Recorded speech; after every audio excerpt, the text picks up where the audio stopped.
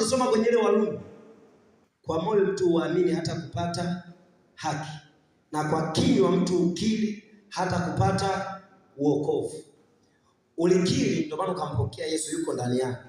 Bado kuna vitu natakiwa mtumie Yesu kulipa kama deni. Wewe umeshaokoka, lakini wakwenu wakifanya matambiko yanakupata na wewe, na wale wakiwa wanafanya matambiko, maana yale matambiko ni agano, yanadai. Mimi nimewahi kuishi na sasa naishi, japokuwa mimi sifanyi matambiko, kwenye familia ambayo upande fulani wanafanya matambiko kila mwaka. Mwaka ambao wataasi wasipofanya matambiko, kuna mtu anakufa kwenye familia. Na miezi ambayo watu wanafanya matambiko ni hii Disemba.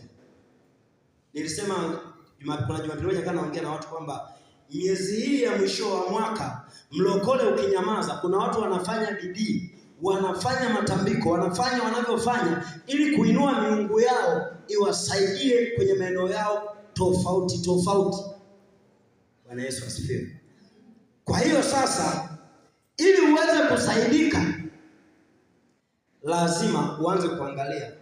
Changamoto yangu mimi ni uchumi, na nimekuwa nikilia hapo, nina Yesu, ninafunga kweli kweli, lakini ninadharaulika kwenye eneo la uchumi. Likija swala la kumtumikia Mungu, ninatafuta watu.